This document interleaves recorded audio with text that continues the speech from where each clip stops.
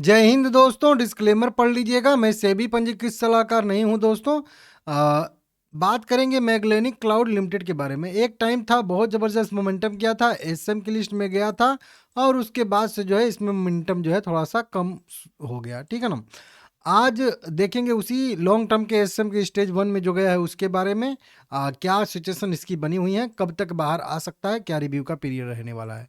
25 रुपये 98 पैसे या कह लीजिए 26 रुपये पे कैंडल क्लोज किया है। 25 लाख इक्विटी शेयर इसमें ट्रेड होता है 6 करोड़ रुपए के आसपास का। और 31% के आसपास का डिलीवरी परसेंटेज आ रहा है। प्राइस बैंड भी उसी समय 20% से घट के 10% और 10% से घट के 5% हो गया है और अभी भी 5% का ही इसका सर्किल लिमिट है। मतलब एक दिन में 5% बढ़ या घट सकता है, समझ सकते हो आप लोग, ठीक है ना, इस तरीके से। बाकी बात करेंगे दोस्तों, अगर इसका हम लोग यहाँ पे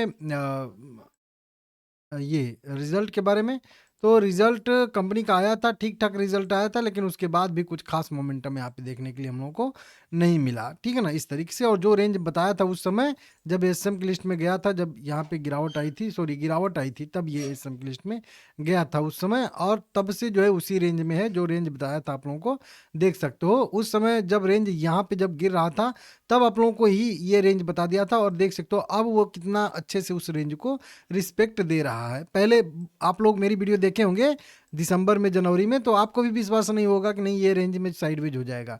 देखिए कितना ज़बरदस्त, कमेंट करके बताइए कि सही बोल रहा था उस समय कि गलत बोला था जो लोग और उस समय देखे हैं वीडियो। तो ये रेंज तभी का है जब आ रहा था तभी, और उसके बाद देखिए कितना ज़बरदस्त काम किया है। अब देखिए यह जो है एसएम की लिस्ट में शामिल हुआ था नवंबर में ही। कह लीजिए कि 28 नवंबर 2026 को यह जो है शामिल हुआ था। हालाँकि उससे पहले शॉर्ट टर्म की लिस्ट में शामिल हुआ था यहाँ पे 26 नवंबर को। 28 नवंबर को इसका रिव्यू हुआ और 28 नवंबर को शॉर्ट टर्म की लिस्ट से निकाल के इसको लॉन्ग टर्म के एसएम स्टेज 1 में डाल दिया गया था उसी 28 तारीख से, और अब तक एक्टिव है। देखिए लॉन्ग टर्म के लिस्ट में कोई भी शेयर जाता है तो कम से कम उसको 3 महीने कंप्लीट करना पड़ता है, कुल मिला के कह लीजिए 90 दिन उसको जो है कंप्लीट करना पड़ता है। अब 28 नवंबर से आपको मैं एक टास्क दे रहा हूँ कि आप कैलकुलेट करके बताइएगा कि 90 दिन किस दिन होगा इसका। 28 नवंबर से 90 दिन, 28 नवंबर को छोड़ के उसके बाद से काउंट करना शुरू करिएगा 29 नवंबर से। 90 दिन कैलकुलेट करके बताइएगा कि वो दिन कौन सा है, वही डेट रहेगा इसका रिव्यू का पीरियड। मैं अनुमानित डेट बता दे रहा हूँ सीधा सीधा यहाँ से कैलकुलेट करके। 28 नवंबर से, ठीक है ना, तो एक महीना हो जाएगा 28 दिसंबर, एक महीना हो गया, ठीक है ना। 28 जनवरी 2 महीना हो गया, और 28 फरवरी 3 महीना हो गया। तो मैं राउंड फिगर में कैलकुलेट कर दे रहा हूँ, तो लगभग मान के चलिएगा 28 फरवरी 2026, जो कि फरवरी का महीना ही है और 7-8 दिन का बस टाइम बचा है।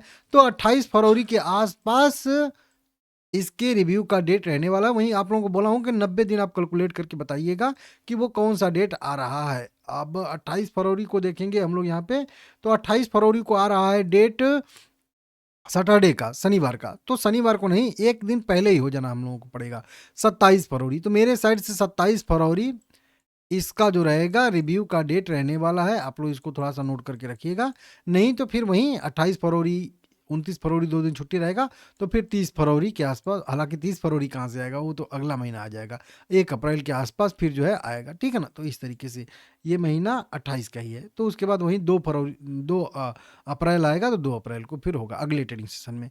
तो मतलब मान के चलिए 28 फरवरी के आसपास इसका रिव्यू हो सकता है, ऐसी संभावना यहाँ पे है, ठीक है ना। इसको देख लीजिएगा यहाँ पे, और इसी वजह से शेयर छोटा सा मोमेंटम यहाँ से तो किया था, लेकिन फिर से वहीं रेजिस्टेंस यहाँ पे लेके फिर से जो है गिरावट आ रही है।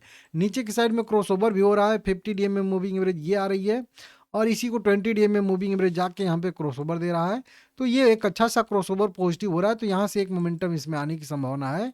देखते हैं क्या होता है क्या नहीं होता है। अगर आप बहुत ज़्यादा मतलब आप मतलब ले सकते हो इसका जो है स्टॉप लॉस, तो फिर जो है छोटा सा यहाँ पे आप एक बार के लिए हम लोग यहाँ पे ट्रेड कर सकते हैं। एक बार के लिए यहाँ पे छोटा सा एंट्री बन सकती है, इसी दोनों मूविंग एवरेज के ऊपर ऊपर है, मतलब कह लीजिए 25 रुपये के ऊपर ऊपर एंट्री का एक पॉइंट बनेगा, और आप 25 रुपये के नीचे का या कह लीजिए 23 रुपये के आसपास का इसमें छोटा सा स्टॉप लॉस फॉलो करेंगे, बहुत मामूली सा, बहुत छोटा सा, ठीक है ना। ये वाला जो लो बना था पहले टाइम पे यहाँ पे, ये वाला, ठीक है ना।